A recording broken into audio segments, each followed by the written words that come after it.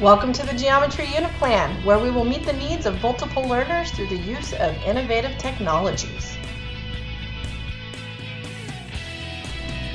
This unit plan will include multiple intelligences. We will talk about strategies for kinesthetic, logical, visual, verbal, naturalist, musical, interpersonal, and intrapersonal learners.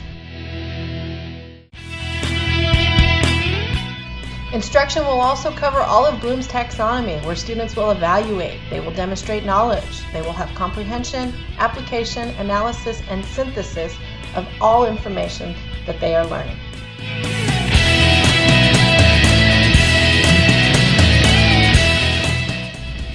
These are the California Common Core Standards for Geometry.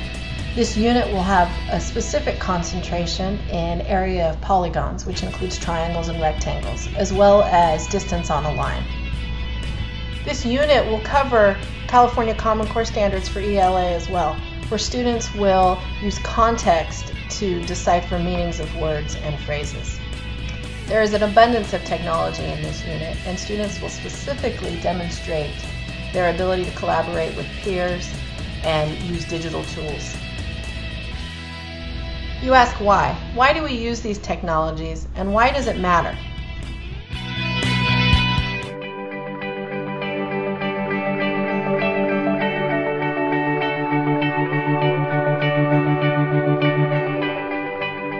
Education is a personal process. It's people who learn. It's a human mind, a human heart that is responding to their own experiences. Great teachers know that. They know that the way you get people to learn is by connecting it to the learner's interest, to what motivates them, what energizes them, what excites them, what engages their imagination. Technology, in its many forms now, offers unknown and untold opportunities to engage young people's imaginations and to provide forms of teaching and learning which are highly customized to them. Real heart of teaching is an art form, I believe, because great teachers also look into the eyes of their students and recognize who they are and how well they're responding, and whether this is something they could take further or not. Teachers have a really important role as mentors, as well as people who are there to engage students in a standard curriculum of any sort. At the heart of all great professions is a deep power of connoisseurship. It's true of great musicians. It's true of all virtuosi, that they know what's appropriate here and now. And great teachers are like that. They have a repertoire of skills and possibilities and knowledge, but their skill is to apply it here and now with you, to know what would be appropriate.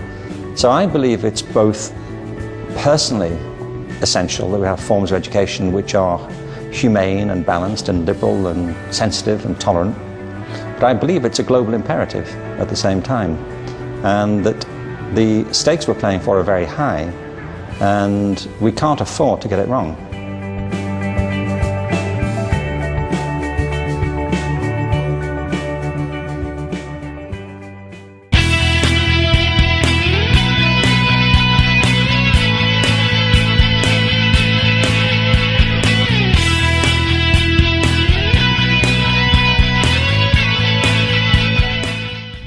The beginning of our technology will cover hardware and devices, things like iPads and Android tablets and the InterWrite board, and of course the computer and the LCD projector. Then let's look at the software: equation editor, PowerPoint, Excel, Word, and of course MindMeister for the graphic organizer. And then perhaps the best part of all of the applications: iMovie, Songify, Air Server, Splashtop, StoryKit, all of the ways that they will demonstrate to us that they are learning and the ways in which we will engage them through the process.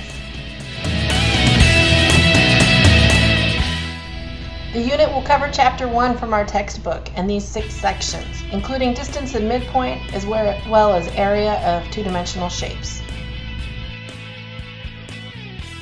The PowerPoints for these sections from the book look very similar to this, and include exact examples for their homework.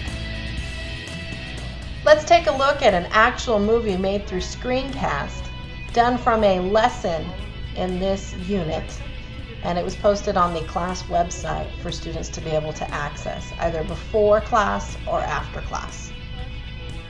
Times 8 and times 1 all over 2 times 8. Now, I need to start simplifying this to find out the solution, so I'm going to say negative 2. This lesson can meet the needs of logical learners, of intrapersonal learners, of kinesthetic learners, and of visual learners.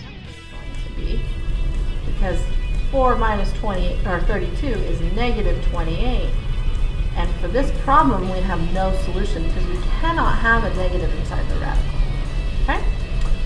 All right, so that was our warm-up activity. Let's go ahead and transition now into our actual notes for today. And what you're learning about, and I need to find the distance between these 2 points. Now, if I connect the dots, you'll see that this is a segment. Again, I'm going to use the formula for distance. X minus x. I'm going to use the x values first. Y minus y. Okay, and so my first x value is negative 3. My second x value is 6. So this is negative 3 minus 6. My y value then is 2 minus 5. And again, I follow the order of operations. It's the same steps every time. This is negative 9 all. This screencast is a great way for you to be able to record lessons and post them to websites. It allows students the ability to access the information whenever they need and watch it multiple times. One of the great ways to meet the needs of interpersonal and musical learners, as well as naturalist learners, is to use an app called Songify. Students can use this app to record themselves saying formulas or definitions, and it turns their words into song. Let's take a listen. Area of a triangle, base times height over 2. Area of a rectangle, length times width. Area of a circle, pi r squared, times width. Area of a circle, pi r squared. Area of a triangle, base times height over 2. Area of a rectangle, length. Area of a triangle, base times. The square root of parentheses x1 minus x2 all squared plus parentheses y1 minus y2 all squared. That is the distance formula.